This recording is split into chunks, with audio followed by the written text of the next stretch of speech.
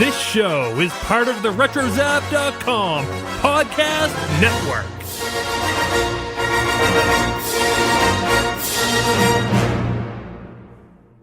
And welcome, everybody, to a special episode of the Animanicast.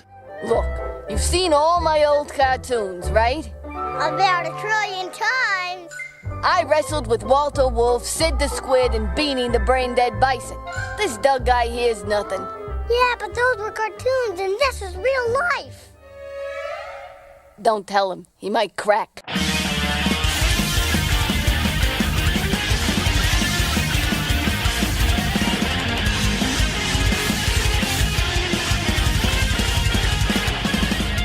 And welcome once again to the Animanicast. We're the only podcast out there that's dedicated to the animated series, Animaniacs. And today we are celebrating the 25th anniversary of Animaniacs. And to commemorate this special occasion, we have two very important guests with us. But before we introduce them, allow me to introduce myself and my co-hosts. I am Joey, and joining me are my co-host, Nathan. I'm in the studio today. Yes, you are. You're right next to me for once. Yeah. You're usually in L.A. This is crazy seeing you in front of me. And across the country in Georgia, it's Kelly. Hello. And we are also excited to welcome back the creator of Animaniacs, Mr. Tom Ruegger is back on our show. Pew! Spew. Tom, you've been on our show so many times, and I it's a special occasion. I would think we should officially make Tom our honorary fourth co-host. Yes. Yes. We'll introduce you every time, even when you're not here. Yeah. I say Tom couldn't make it here today. On vacation for most of the episodes. Yeah. But he's here in spirit. But joining us for the first time on the show is a writer, producer, an actor, and of course the voice of the crankiest squirrel in Burbank. It's Sherri Stoner. Yeah. Hello. Hello, Sherri. Thank you so much, and thank you, Tom, for being on today's show for such an eventful event. I don't know what to say. Yeah. This is exciting. it's spectacular. It is a spectacular. Well, Sherri and Tom, tell us, it's 25th anniversary of the show Animaniacs, and what are your thoughts of the legacy? We're 25 years later, and people are still loving the show. Let's go and I'd start with that question real fast, I suppose. Tom, Sherri, who would like to talk about it first? It's worthwhile for Sherri to just mention the movie she just saw, because it's interesting that so many of the lines of dialogue from the show, whether it's "Hello, nurse" or "spew" or a different, they live on. These little iconic lines are part of our culture. What was the movie you saw, Sherri? It was Tully with Charlize Theron, and in it, her nanny says to her, "What are we going to do tonight?" And she says, "The same thing we do every night, try to take over the world." And then they laugh. There it was! Up in a plane I was, and there they were saying something like that. Otherworldly. And it's impossible that it's 25 years. That's my theory on it. Because we can't be that old. I know. And I don't feel like 25 years of course, we started it, we went on the air 25 years ago. I think we kept making them for another 5 years. Thereabouts. Certainly you were doing Slappy's voice well into the 1999 type era. How's that for a good quote? Doing Slappy till deep into the century, I think. Well, before we get into talk about Animaniacs, I think we should talk, Sherri, just about maybe your influences growing up. I mean, this is your first time on our show. What was your favorite cartoon growing up, and what were some of your biggest comedic influences when you were growing up? Well, I mean, the stuff that I loved, of course, was Bugs Bunny. That's what I just adored. He made me laugh, and I watched, of course, Saturday morning cartoons, and I got a lot of material for Slappy because I was glued to the TV so much as a kid. But the stuff that I really adored and that made me laugh was the Warner Brothers and the Marx Brothers was something I discovered back in the day. This was the kind of thing you could do back then as a kid because they would show these things like on a Saturday afternoon and you had nothing else to do and you discovered them and you felt like you were the only person in the world that knew about them. You know, and it was just like you were discovering them. I had never heard of them, and I just saw them one day, and it was pretty magical. Mm-hmm. So they were huge influences. And, of course, the old I Love Lucy show was huge for me. So those three, I think, were the huge influences on my sense of humor. And then bad television, of course, informs a lot of what Slappy talks about. Yeah. I just remember, I don't know if Sherri remembers this, but Sherri had, I think, Wayne Katz introduced me to Sherri and said, this girl is really funny. She works at the Groundlings, and she's done The Little Mermaid model. She's just really talented, and she's funny. And then you meet her, and then you realize, oh my gosh, she really is funny, genuinely funny. And so I remember we were just starting Tiny Toons, and we were really discovering who the characters were. And I immediately thought, oh gosh, we got to give her a Babs Bunny cartoon to do. And so Sherri went home, and we said, team her up with Taz, Dizzy, yeah. And so I just vividly remember it was a Sunday afternoon. I don't know if Sherri remembers that. I do.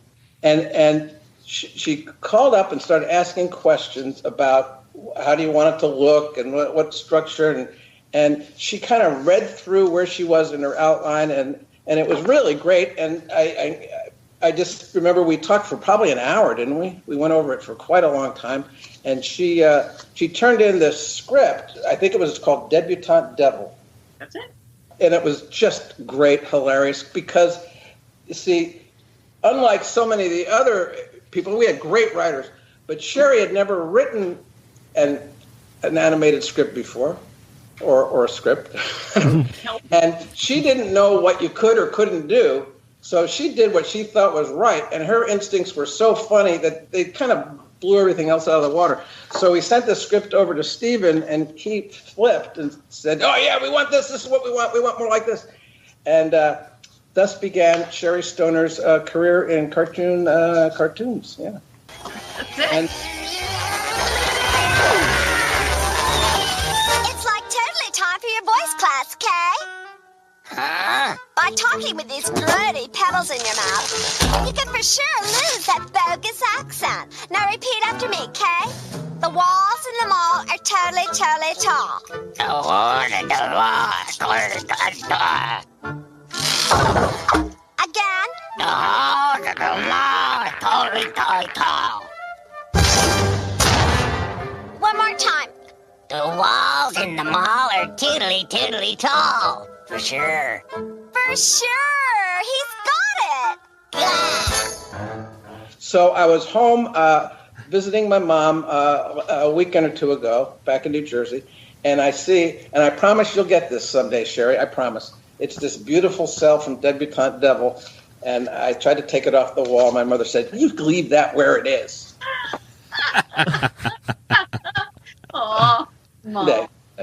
So, well, Sherri, could you go more into depth about your background before Tiny Toons, even like the improv and as Tom I was an actress. I was an actress, and I did a lot of drama because I looked very young, and this was an era when they liked to cast people who were older to play a lot of troubled teens. So I played a lot of teenage hookers and things like that. Yeah. And it was pretty ridiculous. So I did that. And I was also in Little House on the Prairie, which was my sort of sweet role. Mm-hmm. The rest of them really they were just trashy roles. So, and then I went and I took classes at the Groundlings. And that was really the first time I'd ever done comedy. And I met a lot of really great people there. And I learned a lot about comedy and love doing improv. It's like my favorite thing. And it was through that I got introduced to Tom. As he said, it was Wayne Katz introduced me to Tom and said, I think she could write a cartoon. And I was like so excited. So that was it. That's my background. I mean, here's the funny thing about my acting, about how I played these troubled teens. How Slappy came about was John McCann was a friend of mine and my husband's for a long time. And so we used to hang out together a lot, and he made fun of me having these teenage roles. And he said that my name was going to be eventually Slappy Stoner, and that they were going to back the camera up further and further so I looked younger and younger. And that Tombstone would be killed in her underwear. So then I turned that into Slappy, which I did at the Groundlings. And she was a sitcom star on something called That Darn Twin. And it was one of those things where, they didn't have enough money for split screen. So they would just have her like go off on one side and come in the other to talk to herself. It's just ridiculous. So that's how Slappy was born. And somehow, Sherri, in the past few months, I've seen a clip of that bit. The Slappy? Doing the twin bit from the Groundlings. Yeah, I think it was on a TV show called On the Television that George McGrath did. He interviewed Slappy and another old actor. It's like, I think it was Edna something. It was Nancy Dye. Slappy Roots. The roots of Slappy. Slappy whiner, Slappy whiner. Am I right? Yeah. Slappy whiner. You had that wonderful success in the 50s, so famous on that television show. That darn twin. The Twins. Everybody loved the Twins. We did 6 episodes. You did that show with Patty Duke. No, I did that show with me. I was the star of that show. You're thinking of the Patty Duke show. Patty Duke show. Edna St. Clair, when I say Patty Duke to you, what do you think? Well, I never worked with her personally, but I thought she was really good in that Miracle Worker movie. She's had a rough life. Patty Duke's a fighter. Yeah. Twin shows. Slappy whiner. Why don't they make twin shows anymore? Can they not find a set of twins with that certain special... Well, actually, Sparky, they usually only use one actress. I didn't know that. That's interesting. Edna St. Clair, did you know that? Yeah, I heard of that split screen thing they do. So you used a screen splitter on the twin show. No. See, on our show, we couldn't afford that kind of split screen thing, so the writers would have to come up with different plot devices. Like 1 week, the one twin would be on vacation, and next week a twin would be locked in a closet. That, kind of like that thing. Sure, clever. Kelly, do you have a question? Should we jump over to you? I'm just curious. I know that you did some modeling, I guess, for Ariel and Belle. How did that come about, and what was that like? Well, that came about through the Groundlings, and that was like at the same time that I was starting to do Tiny Toons. They came to the Groundlings, Ron and John, and I think they came and they saw me and they were looking for a body model. They wanted to do that. They hadn't done that forever at Disney, and they were looking for somebody petite who was expressive. So they had me come in and audition, and then that's what I did, and it was really fun. It was like maybe 3 days a month for like a year and a half or something, about a year maybe. And I would go and they would send me Jodie Foster's track. And they would send me, I think they sent me the storyboard and I had the script. So I had a rough idea of what they wanted her to do. And then I would get there and I had to wear leotard and tights. And they would videotape me just sort of flouncing about doing the movements that they wanted her to do. And mainly a lot of it was just for facial expressions or how she moved her hands, stuff like that. They were just looking to add little bits and pieces to what they would already normally create because they're amazing. Glenn Keane. That's him calling now. No, I'm kidding. He's amazing. So, yeah, that's what that was. I always cool. love seeing those shots of you, Sherri, with Ariel, side by side, because it really is. You see that, you're like, oh my gosh, Sherri is Ariel. It's the coolest thing. I can see Ariel in you now. And the funny thing is, I've got a framed picture of Ariel on my wall because I'm just the biggest Disney fan, so love all the princesses. But yeah, I can see her facial expressions in you. Yeah, that was fun. Yeah. So you are not only a squirrel, but you're essentially a Disney princess as well. This is the weirdest, half and half there is. Well, let's go ahead and talk. I guess this is for one of our listener questions, I suppose, right here. This is from Emily, and Emily says, "Hi, Sherri. First of all, I want to say that I love your performance as Slappy Squirrel. She is one of my favorite characters from Animaniacs. And my question to you is, how did you get that role on the show?" Well, when we were developing the show, I think Tom encouraged me to pursue something like that, to a squirrel, and this old squirrel who'd been in showbiz forever. And then when we went to pitch the characters to Steven, do you remember this, Tom? We went around the room and we all pitched, we all had little bits that we pitched, and I pitched Slappy, and he said, you should do the voice. So, I got the job. She said she's this, octogenarian squirrel living in the tree in Burbank, but then she delivered some of her sardonic lines, and she had the room laughing, and he made a good executive decision. I think I heard somewhere, I don't know if it was just through conversations with you, Tom, or maybe just on a special someplace, but that he okayed Slappy as long as Sherri voiced her. Is that correct at that moment? Well, I hope that he maintains that attitude. Going in the future, yeah. We all hope and pray that is the case. Yes. That was the same. Was that the same day that the kids came in the room, Sherri? I don't remember. Because it was this pitch where we pitched, Yakko Wacko Dot, Pinky and the Brain, and and then Mindy and Buttons were out. But then Steven's family came in, and the little kid walked up to Mindy and said, "I like Mindy." Yeah. So Mindy was back. Yes. Yes. Where are you going, Aunt Slappy? To the store to get some buttermilk. Spiel. Hey, they make it. Somebody's got to drink it. I have so many questions for you, Sherri. Oh, boy. In my hand. So do you have any memories of working with Nate Ruegger as your little nephew? He was so cute. He was just like you could pinch him. I wanted to pinch him.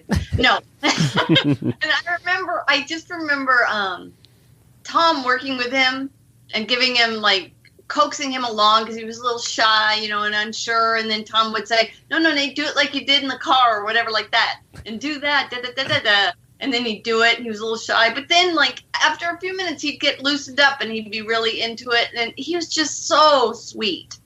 Just the sweetest little kid. Did you guys record at the same time, or were they separate, or how did that usually go?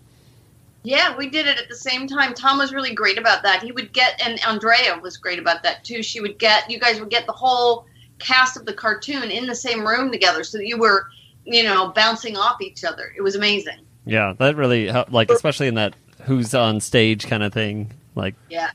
I mean, the timing on it is so perfect. Wait, let's try this again. Do you see the band on stage? No, I don't see the band. That's a different group entirely. On stage, Skippy. Look, see the band? No, I don't. Get rid of those John Lennon glasses and look. There's the band. No, that's not the band. The band is performing later on. Who's on stage? You tell me. Who? The name of the group on stage. Who? The name of the group. Who? The group on stage. Who? The band. No, the band is performing later. Right now we're listening to Who. That's what I want to know.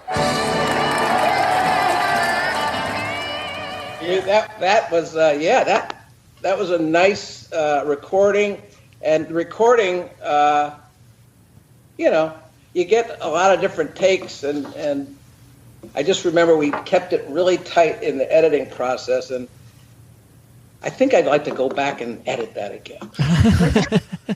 Because Skippy says "who" 1,000 times, and I just at some point I'm like Slappy. I want to nail Skippy. So you stop saying "who." Skippy at one point he had to cry for Bumby, right? Bumby's mom, which Sherri wrote absolutely the best of Slappy Squirrel in my opinion. She also wrote some great Warners, some great Pinky and the Brains. But the Slappies really were her bailiwick. She was, in complete charge. So Bumby, of course, in Bumby's mom, Skippy is traumatized by the screening of Bumby, and Slappy has to calm him down by taking him, I think, to Arizona. Where did she live? I think it was Arizona. Yeah, I think so. To see Vina Walleen. Yes. What was her name? Vina Walleen. Fabulous name. And and it's I think it's an Animaniac classic. That's right up there among the very, very best cartoons ever. You must be careful on the meadow. There's no cover here from the hunters. I will, Mommy.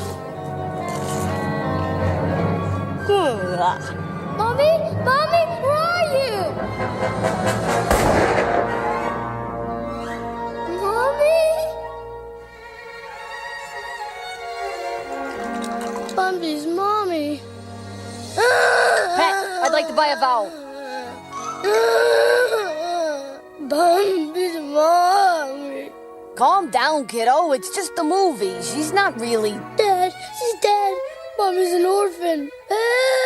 So later, when Skippy in soccer coach Slappy, Slappy has shown up to be the coach of the losing school team, and Skippy's playing the goalie. And, well, he ultimately plays the goalie, but he's getting hit in the head with the ball all the time. And he's getting whacked and just wailing, wah! So they realize, Slappy comes up with the great idea, let's put him as the goalie, because no matter where the ball goes, it always hits him in the head. And they win the tournament, but Skippy's crying all the time.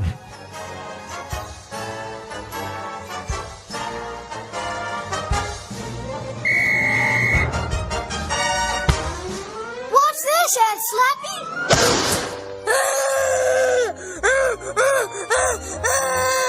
The night before that recording, he was like, please don't make me cry the entire recording.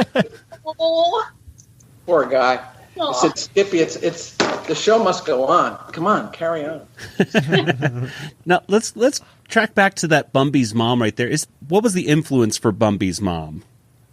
Well, Bambi. Oh, okay. I guess I should be more specific. Did you have a similar experience as a kid to watching Bambi? Well, sure. I mean, I didn't have that extreme reaction, but after seeing it, I never wanted to see it again. It was a trip through hell because it's it's awful. I mean, isn't it? Yeah. It's a beautiful film, don't get me wrong, but at the time, I never wanted to see that thing again. I thought it was just torture. It's like Old Yeller or just no. Yeah, it makes you forget about Thumper and the skunk. It's like, oh, they're so cute and adorable. But by the end of it, you're just wrung out. Yeah. That's true. The movie is in two halves, isn't it? You have the happy half, and then the mom gets shot, and then the rest of it is like, they're adolescents, but nobody really cares about that part. That's you don't put that stuff on the merchandise. No. No. Did Thumper live to the end? Yeah, I think so. Taken out in the forest fire? They all die. He dies in Bambi 2. Bambi 2. Does he really? No, okay. There was the Bambi 2. I wanted to make sure. You never know these days. I know, it could happen. No, he's doing quite well. He's out there in Didn't you do the voice of the rabbit in the Bumby's? They call me Bumper? I bumped my butt or something? I'm bumping. That's why they call me Bumper.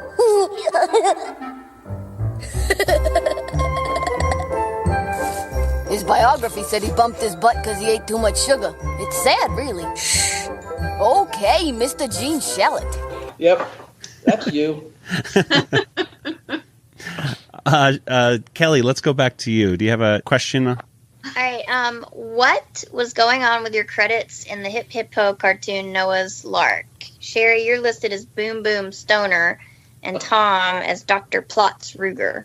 Well, I think, if I remember, correct me if I'm wrong, Tom, but I thought that had something to do with Nick Hollander, right? All I can think of is that it has to do with Nick Hollander. Is Nick Hollander among the credits as well, I believe? See, I remember there were times, not many, but there were times where we were up against it with scripts, as I recall. And we kind of, not that I don't want to say we hacked it out. That's not exactly the right word. But we just went joke. You know what I mean? It was like we just had to do it, you know? And so I think that was one. And also an earlier one was when the worst was one Nick and I did. And I think it was this, can't remember what we called ourselves in that. It was when Buster tells a joke that dies. And it's literally like a clown. And then it dies in the hospital. I mean, it was just, I don't know. I'm sure if I would die 1,000 deaths myself if I saw it again. But that was like, I think we came up with names for that one too. So I think that was Henny Youngman Day, Tiny Toons. That's right. Yeah. But it also had a really funny cartoon where Babs basically meets Robin Williams. Oh, yeah. And that you wrote, and I don't think we forced you to go by your pseudonym of Boom Boom or whatever. But my pseudonym is Hack McCutcheon, so I like. So yeah. What was the name of the cartoon that you're talking about? Noah's Lark. Mm-hmm. Oh, and that was the one cartoon from again, Sherri and Nick and I think we did have to sort of kind of hack away at that one, get it out quick. And that's where Richard Lewis is Noah. And that's the only time any comedian, and I don't know why, but he complained. He said, it's one thing to do my caricature. It's one thing to kind of show me and maybe do my voice. It's a third thing to actually do my material. Okay, possums. Check. Bunnies. Buster and Babs Bunny. No relation. Let's hope not. It's a children's show. Bunnies. Check. Wolverines. For heaven's sakes, let's not forget the always cheerful Wolverines, the Lon Chaney Juniors of the animal kingdom. Check. Lab mice. Check. These pantyhose are killing me, brain. I think I prefer knee-highs. Who am I to judge? So back away, please. And yeah, it was funny. Yeah, you're right, Tom. It looks like instead of Nicholas Hollander, it's Shecky Hollander. Greg Rayna kept his name the same, though. He's a nobleman. I'd like to talk about another character, one that you created, and this is Mr. Skullhead. Tell us, how did Mr. Skullhead come about, and I guess a little about the good idea, bad idea segments, perhaps, how those were developed and stuff like that. Well, Mr. Skullhead was a little doodle character I did, and I used to fill these little books up with his misadventures, right, Tom? And sort of like the alter ego where bad things keep happening to him. You know, you sort of work out your own mental illness by making this Skullhead character. Or I did. Not you. I did. But so I think I showed them to Tom one day, as I recall, and Tom, it was Tom's idea, I think, to turn him into the skull on Elmira's bow, which was just amazing. So then that's how that came about. And that was on Take Elmira, Please. And that is, I just remember that being just one of the highlights of Tiny Toons at the time, just being such a funny episode. Elmira took that little bone that held her ribbon together, that little skull, and then held it up to the camera and started singing the song. Yeah. What can you sing the song, Sherri? I think this will be a highlight of the entire episode of Animanicast. It's the Mr. Skullhead show, starring him. He's Mr. Skullhead, something like in a show that's his Skullhead, something like that. It just keeps going, right? Yeah, it's the Mr. Skullhead show. I think they could sing it. Could you sing it? You guys? I believe the words are. Here we go. It's the Mr. Skullhead show, starring him, Mr. Skullhead, 'cause it's his show. It's Mr. Skullhead. Yes. Right. Yeah. Thank you. That's very, very, very pretty.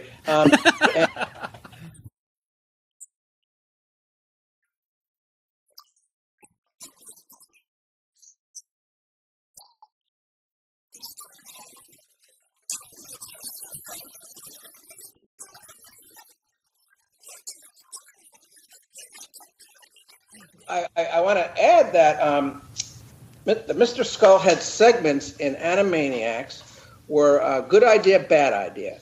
And those shorts, it's my understanding, my recollection, that they sprang from the mutual brain boiling of both Sherri Stoner and her husband, Mark Sweeney.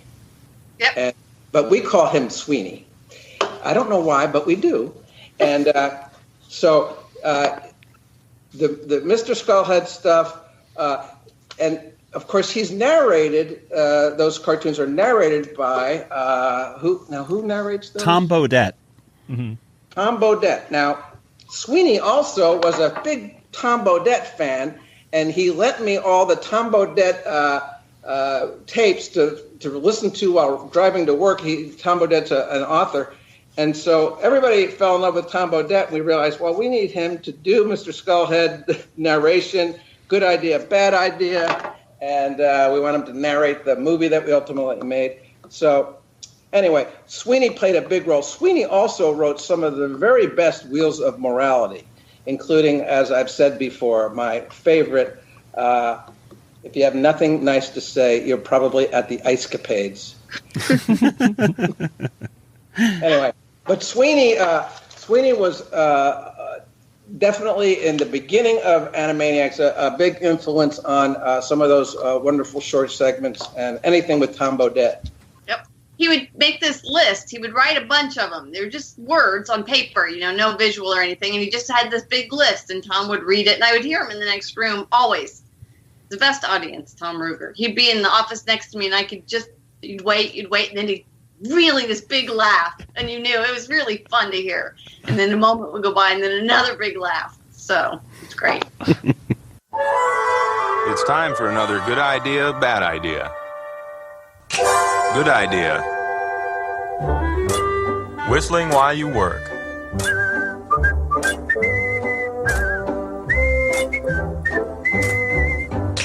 Bad idea. Whistling while you eat.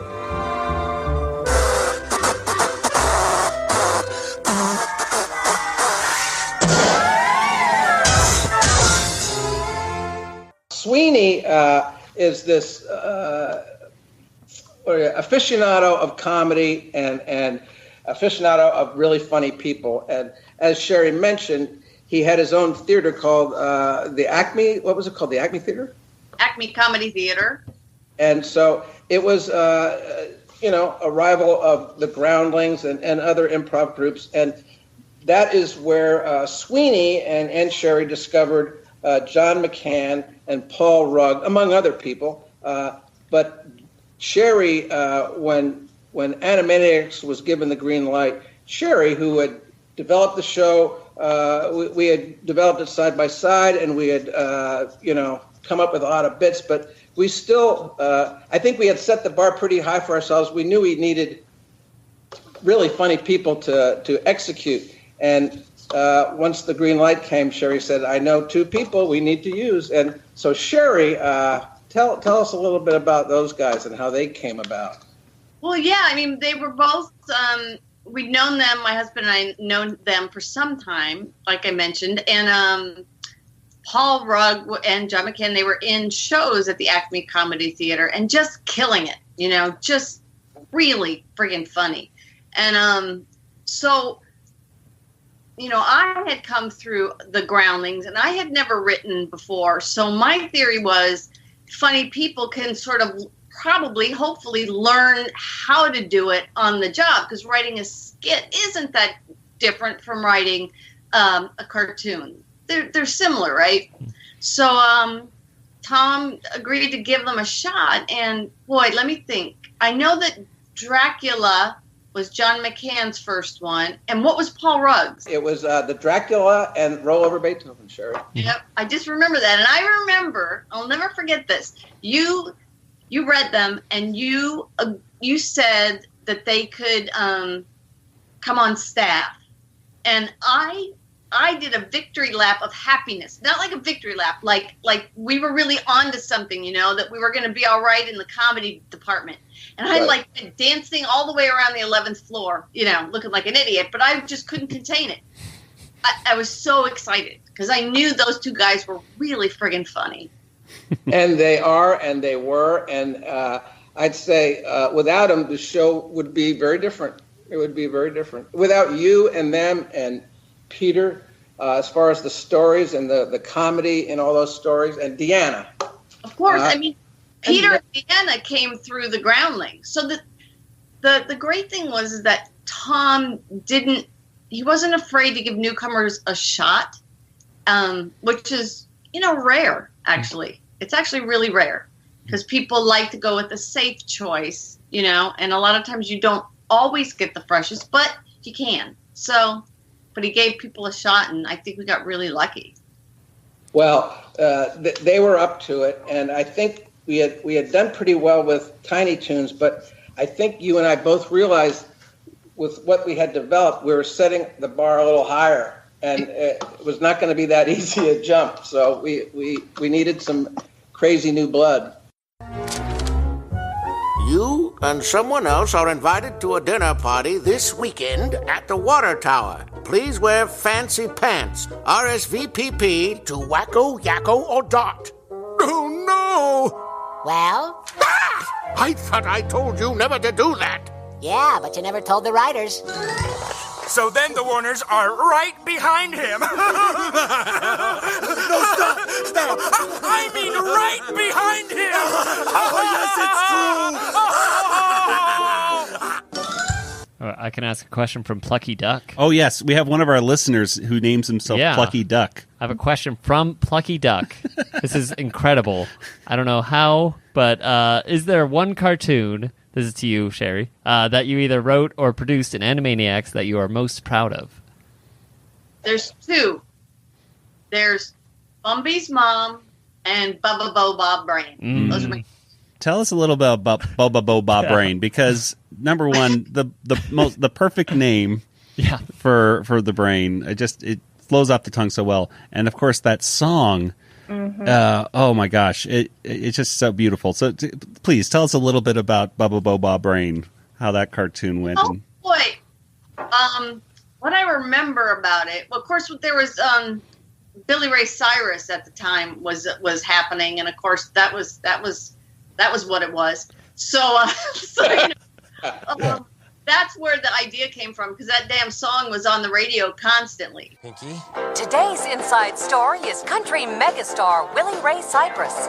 Don't tell my head, my empty hollow head, you know I wouldn't understand. Yep.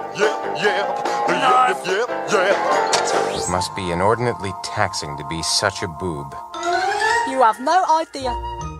And then, what song did Billy Ray Cyrus have? The Achy Breaky Heart. Breaky Heart, yeah. Mm-hmm. Yeah. Terrible song. So that was the inspiration for the song that Brain sang. And I'm thinking that I don't know, the idea maybe to put him on stilts. Of course, Peter had put him in that big suit. Peter and Tom had put him in that big suit. And of course, we were always looking for another visual that could be kind of funny like that. And we hit upon stilts. So that was great. And I loved that he kept, ramming into the top of the doorway. That was fun to write. And I remember I would always look in. At that time, we didn't really have internet. That's right. We didn't have internet. Wow. So I had to use a rhyming dictionary, the kind in a book. And I remember potentate, finding that word and just being like, woo! So you're onto something when you can put that in a song. So my songs are always like ridiculously bad, and Tom always goes with them. You know, so so he's great that way. Howdy, you all. Here's a little ditty I wrote. Hope you enjoy it, you all. I am a lab mouse, I escaped from my cage. Never had a job, never earned minimum wage. He ain't half bad. Ain't half good either. But you will respect me, yes, once my plan is unfurled. You will call me your leader, I'll be king of the world. I remember writing that cartoon because it was late. I would stay late a lot of times because you don't want to leave. If you're on a roll, you don't want to leave. So it would be 9:30 sometimes before I left there. And I wrote that one. I remember like it just was like it kept pouring out of me, that one, the first draft. That was great. A good one. It was fun. Hilarious cartoon. You get lucky sometimes. Inspiration is kind.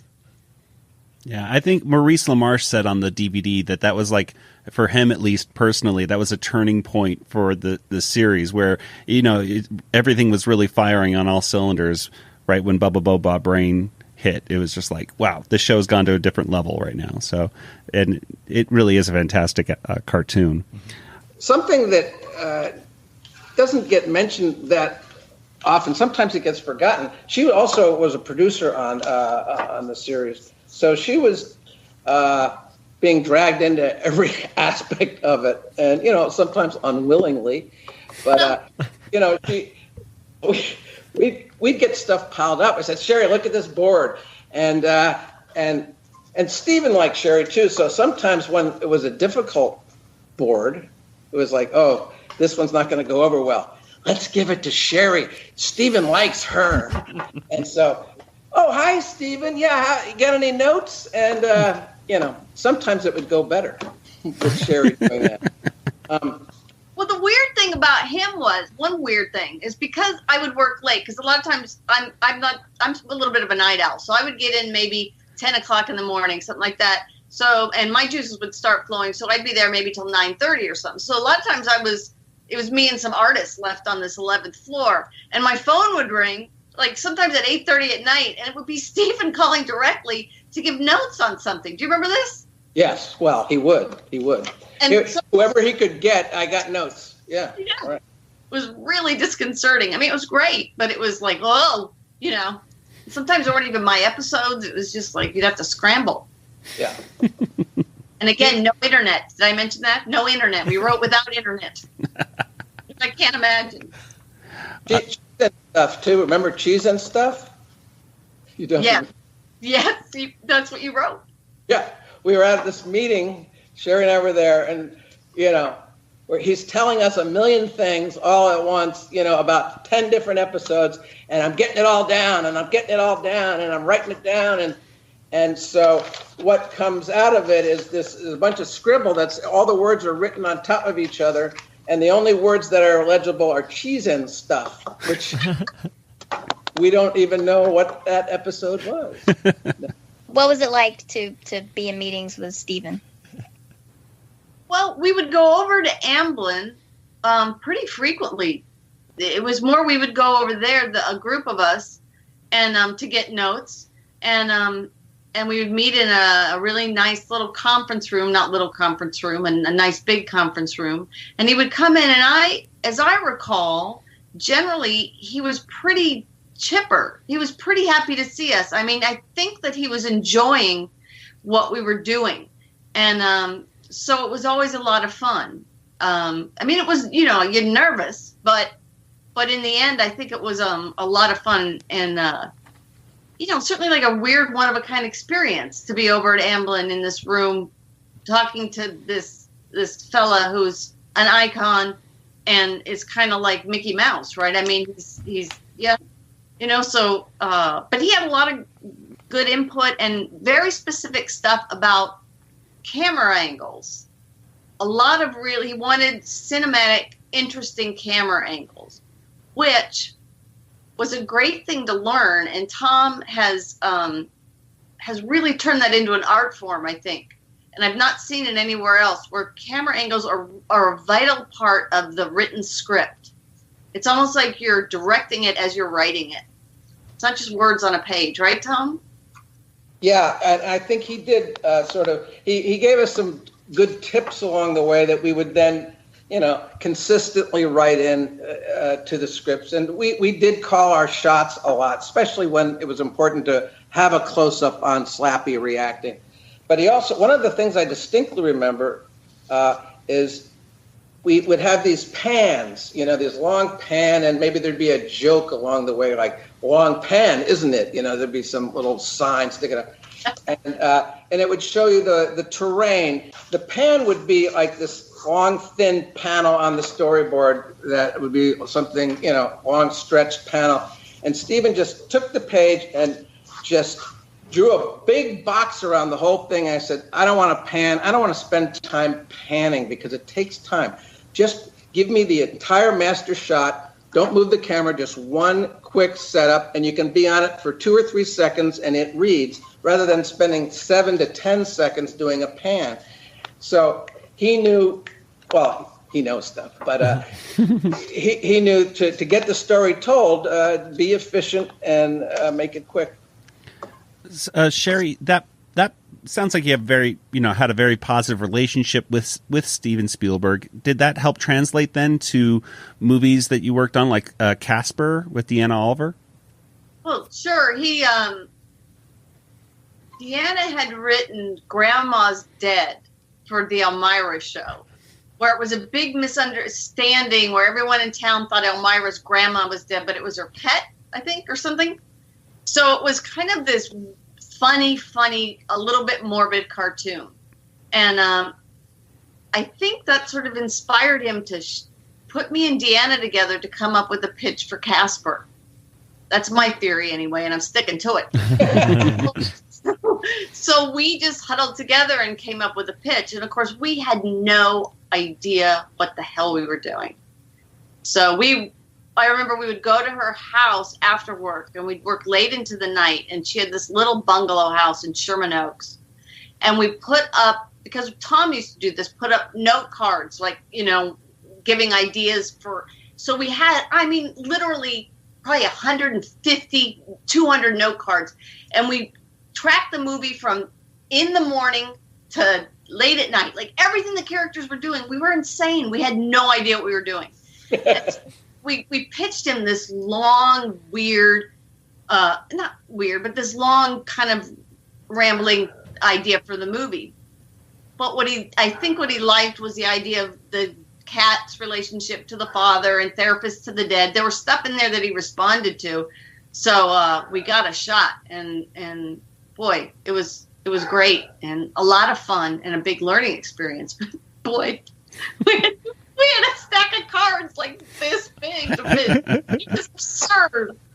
Oh. No ghost there. Check over here. Oh! No, there's no ghost in there. We can even check over here. There. See? Pleasure to meet you, sir. And is it true that you and Deanna actually wrote what would unfortunately never be, but a sequel to Roger Rabbit? Is this true? Yes, it is true. Could you tell me? I'm a huge Roger Rabbit fan. Could you tell me just a little bit of where that movie would have gone? Because I've always wanted a sequel, and when I saw that, online that you and Deanna had written it, and I was like, oh, what could have been? I wanted to see that movie. It was a prequel. Ooh. And it was about how Roger Rabbit, because Bob Hoskins wasn't going to be in it. So it was a prequel about how Roger Rabbit and his human brother came to Hollywood and got discovered. So Roger Rabbit was raised with humans, and it was sort of reminiscent of remember in The Jerk. Yes. Raised, yeah. So it was reminiscent of that, and so he was raised by humans. I had no idea that he was a Toon, and they had to sit him down and tell him that he wasn't really, he was adopted, and that all this. That he started sobbing, and him and his brother Hutch, who was a hoofer, who was a dancer, went to Hollywood to make it big. And so I think Hutch got into a movie musical, and Roger ended up getting in cartoons. That was the gist. So this movie, just from right there, that sounds like this movie should still happen, in my opinion. Sure. I want this movie to happen. I think I'll write letters to Amblin Entertainment right now. Okay. I don't think creatively it wasn't the reason. It wasn't about creative that it didn't happen. Right. No. I mean, I don't believe so. Of course, you never know 100% the truth. But what we were told was that they couldn't make a deal between Amblin and Disney to get it all together, right? So that's why, which probably is somewhat true because you haven't seen one come out, right? Right. No. I know. Go see it. We just have to wait for Disney to buy Amblin. I'm sure that will happen eventually, right? No. Well, yeah, that seems to be a problem with Roger Rabbit in general, is that you never see any merchandise for him. You never really see much of any Roger Rabbit because it's, you look at the bottom of his feet, under the bottom of the toys and everything, and it says Disney / Amblin. Mm-hmm. When you have two big companies like that owning half of something, you're never going to get anything done. Mm-hmm.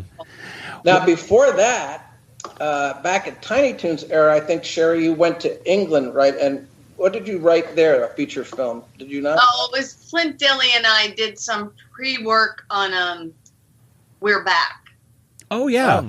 Our movie. But our take on that ended up not on screen. We were rewriting a take for them, and then they ended up, I think, John Patrick Shanley, I think of all people, the playwright, ended up writing the one that is actually on screen. Huh. So. How about Feifel? Did you do something with Feifel? I did no Feifel. I dated Feifel briefly. What? I dated him. It was a May-December romance. Oh my gosh. Ladies and gentlemen, I think this is a crazy thing.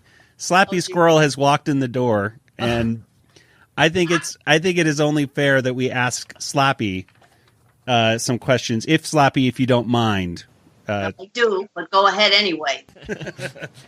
Well, Slappy, I'm so nervous. We don't usually have celebrities of your caliber on the podcast. I have to ask you, what are your thoughts about kids today, the millennial generation, stuff like that? What do you think about kids today?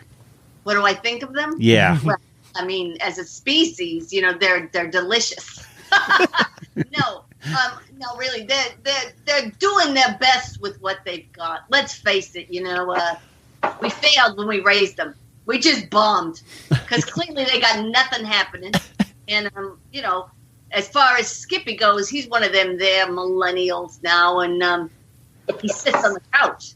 Yeah, so is he still at your place then, Skippy, or what? Where is he at? Yes, he's still in my house. He lives in the basement of the tree, and he's got a podcast himself. Uh-huh. Yeah, he does a little podcast down there, and he writes some kind of horror movies. I don't know what the hell that's about, but he writes those as well. Hey there, everybody. So I reached out to somebody that might know a little bit more about this podcast Slappy's talking about. Reached out to friend of the show, Nate Ruegger, and asked him if he knew anything about this podcast that Skippy Squirrel is apparently a part of. And it just so happens that Nate Ruegger did have a clip of it. So this is exciting. This is an exclusive clip of Skippy Squirrel's podcast that he's currently working on. Hope you enjoy the clip, and thank you, Nate.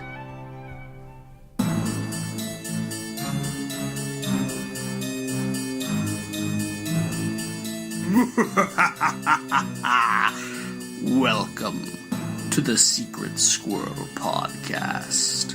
the #1 podcast for all you horror nuts.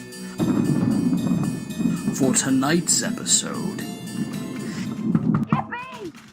Aunt Slappy, I'm trying to record a podcast. Pardon the interruption, ladies and germs. For tonight's episode... Skippy! Take it off, will you? Aunt Slappy, stop!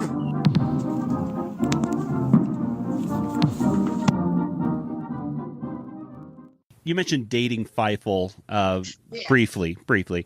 Do you have any other? I mean, we might as well do a kiss and tell right now on podcast. Any other romantic pursuits of the past? And well, I mean, you no doubt heard about my thing with SpongeBob. Oh. That was all over the news, and he left me. He left me for another sponge, and I was devastated. So it's not nice when the sponge leaves you. He has a lot of cleanup. But, yeah, he was very tidy, that SpongeBob, if you know what I mean. He knew his way around the squirrel. He was very good with his... Never mind. Leaving that right there. All right. Yeah. And, of course, I went through the cast of Adventure Time. I blew past them. I went right through. They did every single one of them. But we're still friends. They had their rat party at my tree. Oh, that's nice. Yeah. They're good kids. Okay. Kelly, do you have a question for Slappy? Yeah, Slappy, what was it like working with Tom Ruegger? Well, he's a pip. He's got a bit of an attitude, but that's all right. He's sort of what you call one of them creative types. Never sit still, pacing back and forth. He was always with cards in his hand, taping them to the wall. Big ideas he had. He was something else. Half the time I didn't know what the hell he was talking about in that there booth. He'd just be tugging at his hair, saying, "Make it better, make it better." And I just, did it exactly the same. And finally, he'd settle on something. I guess. Back then he used to smoke like a chimney. He was, but he stopped that. He's much healthier now, and he's doing very well for himself. Excellent. One quick question here for you, Slappy. Any word from Walter Wolf? I mean, your big, I would say probably your biggest nemesis over the years. Yeah, Walter Wolf. He's a recluse now. No one has seen him in about 22 years. He went off into the woods somewhere in Topanga Canyon, and I think he lives in a hut. The last I heard of him, he's in a hut in Topanga Canyon. How about Beanie the brain dead bison? Any news? Oh yeah, sure. He works at In and Out. Oh.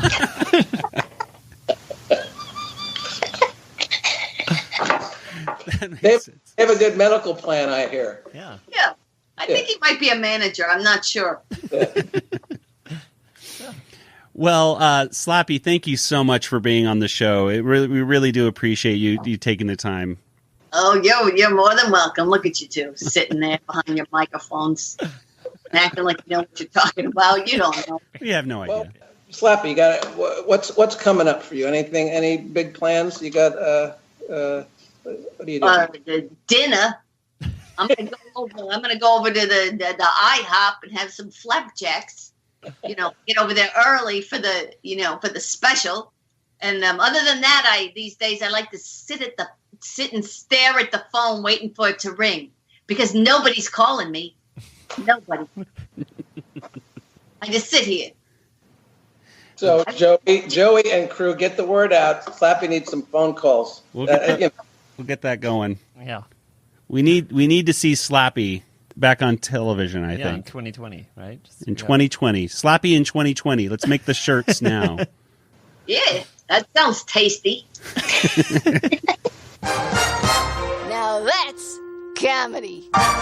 Well, Sherri, thank you so much, and Tom, for being on the show once again, Tom. Sherri, before we wrap things up, tell us, what do you have in the works right now? What's going on with your professional life? Well, right now I'm story editing, head writing the Curious George show, which is delightful. It really is. It's a very sweet, fun show, and I'm enjoying it a lot. Fantastic. I always loved Curious George. Like, even just growing up, it was always the stop motion kind of Curious George. And now tuning in and seeing those, and just my nieces just love seeing those cartoons to this day. It's fantastic. He's a good little monkey. Is there anything else, Tom? Anything else you want to promote or anything like that? Well, you'll be able to see me at the parking lot of Albertsons at the Las Virgenes and the 101. I'll be collecting the shopping carts for tips. So if you don't want your car dented, just stop by and say hi. All right. Well, let's go ahead and get to some contact information. Let's start with Kelly. Where can people get in contact with you if they'd like to say hi? They can message me on Twitter at Yoda Princess, YODAPRNCSS, or email me, Kelly at BigShinyRobot.com.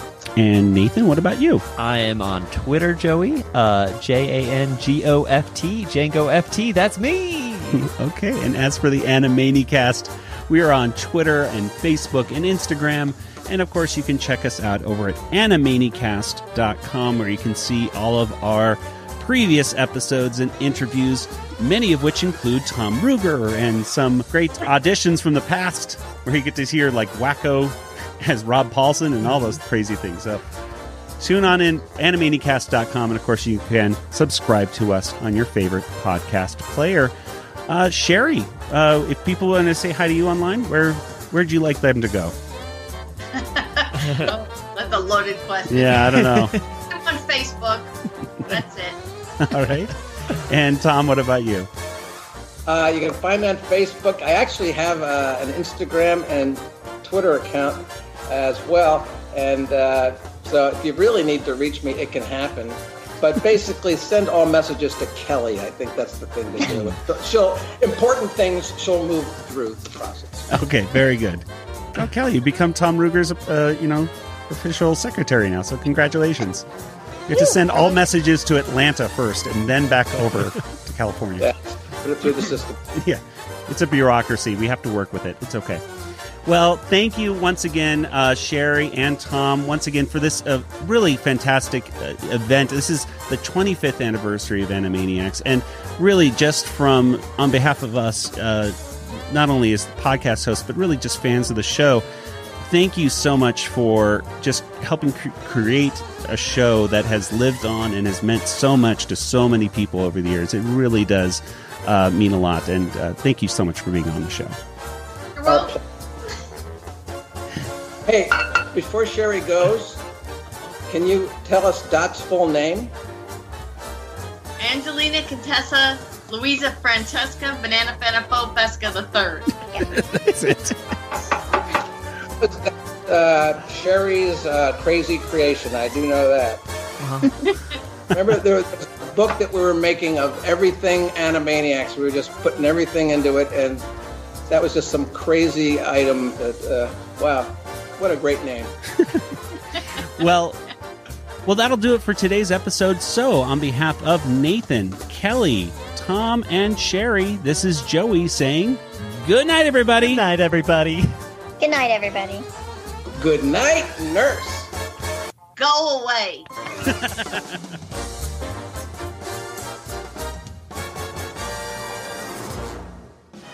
This podcast is not endorsed by Warner Brothers or Amblin Entertainment and is intended for entertainment and information purposes only. Animaniacs, the Warner Brothers logo, all names, pictures, and sounds of the Animaniacs characters or any other Animaniacs-related items are registered trademarks and or copyrights of Warner Brothers, Amblin Entertainment, or their respective trademark and copyright holders. All original content of this podcast is the intellectual property of the Animanicast unless otherwise indicated.